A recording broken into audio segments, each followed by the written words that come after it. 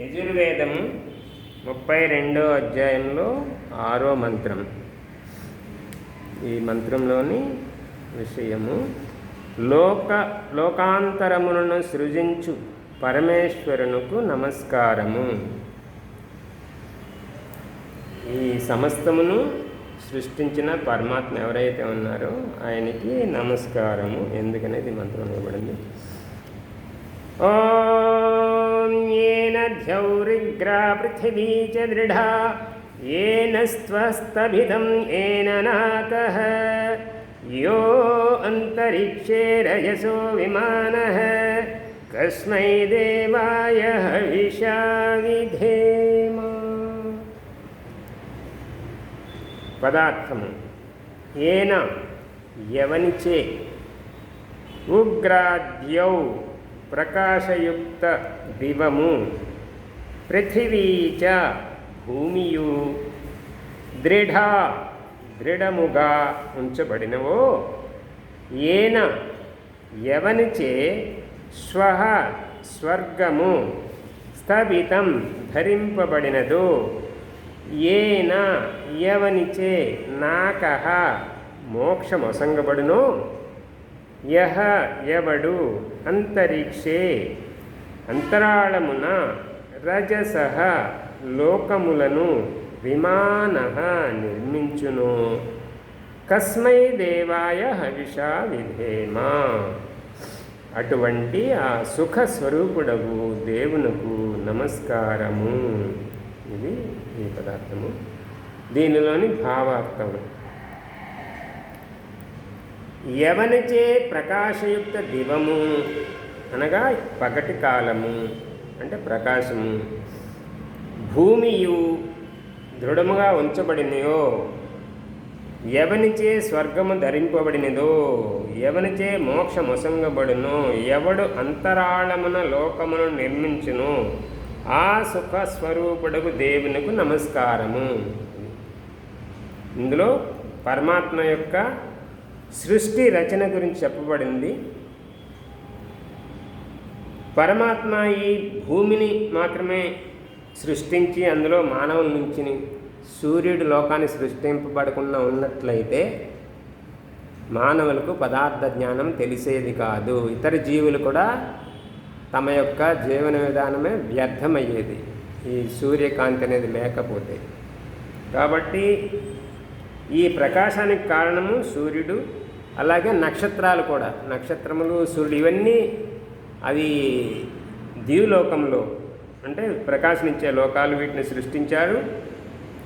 అలాగే భూమిని మాత్రం దృఢంగా ఉంచారు. అన్ని గ్రహాలు కూడా భూమిలాగా దృఢంగా లేవు. కొన్ని డెన్సిటీ తక్కువగా ఉన్నాయి. కానీ ఈ భూమి ఎందుకు ఉంచారంటే మానవులకు యోగ్యమైన, నివాస యోగ్యమైనటువంటిదిగా దీన్ని పరమాత్మ సృష్టించాడు.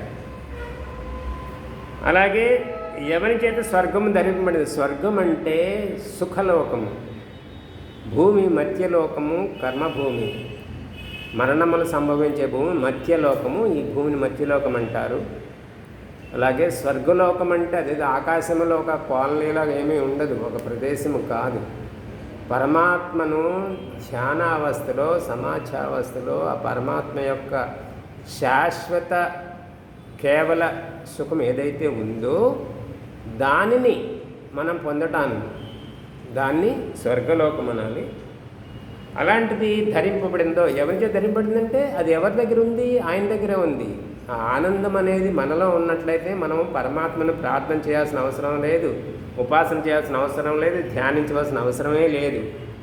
ఎవరైనా సరే ఏదైనా దేనికోసమైనా ప్రయత్నం చేస్తున్నాడంటే అది తన దగ్గర లేనప్పుడు, తనకు కావలసినప్పుడు దానికోసం ప్రయత్నం చేస్తాడు. కాబట్టి ఆనందము తప్ప అన్నీ ఉన్నాయి, కానీ ఆనందం మాత్రం లేకపోవటం కారణంగా ఆ ఆనందం ఎవరు ధరించి ఉన్నారు? పరమాత్మ. ఆ పరమాత్మను మనం ఉపాసన చేయాలి. ఎవరిచే మోక్షం అసంగపడినో, మోక్షం అంటే ఇక్కడ మోక్షానంతరము కలిగేది ఆనందప్రాప్తి. మోక్షం అంటే దుఃఖ నివృత్తి. మన ఆలోచనలు కారణంగా, మన వ్యవహారం కారణంగా అజ్ఞానం కారణంగా, అవిద్య కారణంగా తప్పులు చేస్తున్నాం. మనం చేసిన తప్పులు కారణంగా, మనం యొక్క అజ్ఞానం కారణంగా మనం దుఃఖాలు అనుభవిస్తున్నాం. దుఃఖాలకు కారణము ముందు తెలుసుకోవాలి. ఆ కారణం తెలిసి కారణాన్ని నివృత్తి చేసుకోవాలి. దానికోసం ఏమి కావాలి?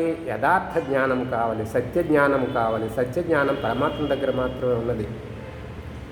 అది మాత్రమే మనం ఈ అత్యంత దుఃఖ నివృత్తిని కలుగజేసేది. అదే మోక్ష మార్గము, అదే యోగ మార్గము. కాబట్టి మనం ఏం చేయాలి? జ్ఞానాన్ని గ్రహిస్తూ దాన్ని సాధన చేయాలి. సాధన చేయని వాడు ఎంత జ్ఞానం గ్రహించినప్పటికీ ఆ జ్ఞానం అంతా బూడిదలో పోసిన పన్నీరే. ఇప్పుడు ఈ మంత్రం చదివాం. మంత్రం చదివిన మంత్రం అర్థం తెలియకుండా కేవలం మంత్రం పఠనం చేయటం వలన ప్రయోజనం ఏమిటంటే కేవలం వాడికి మాత్రమే ప్రయోజనం, నోటికి. మనకేం ప్రయోజనం? మంత్రం యొక్క అర్థాన్ని గ్రహించి ఏమి చేయాలో అది నేర్పుతుంది. కొంతమంది మంత్రాలు చదివేసేస్తే యజ్ఞం చేసేసి సరిపోతుంది కదా, అందులో ఆవుతులు వేస్తే నెయ్యి ఇవన్నీ వేసేస్తాం, ఫలితం వచ్చేస్తుంది అని అంటున్నారు. కానీ అందులో ఏమి వేయాలని ఎవరు చెప్పారు? మళ్ళీ ఆ మంత్రంలో ఉంటుంది. అందులో ఆహుతులు ఇవ్వడానికి ఏ పదార్థాలు వాడాలి, ఏది శ్రేష్ఠకరమైనవి, ఏది ప్రయోజనం కలిగించేవనేది ఆ మంత్రం యొక్క పదాల యొక్క అర్థంలో ఉంటుంది. కాబట్టి మంత్రాల అర్థం తప్పకుండా తెలిసి ఉండాలి. తెలిసినప్పుడు మాత్రమే మనం ఎలా ఆచరించాలని తెలుస్తుంది. అది అలాగే ఎవడు అంతరాళమున లోకమును నిర్మించినో, ఇప్పుడు మనం ఉన్నది భూలోకము, మన చుట్టూ ఉన్నది చంద్రుడు, సూర్యుడు, ఈ లోకాలు. ఇవి కాకుండా నవగ్రహాలన్నీ కొంతమేరకు సైంటిస్టులు తెలిసినంతవరకు తెలుసుకున్నారు. మిగిలిన విషయాలు మన ఈ లోకాలన్నీ కలిపి ఒక గ్యాలక్సీలో ఉన్నాయి, మిల్కీవే గ్యాలక్సీ పాలపుంత.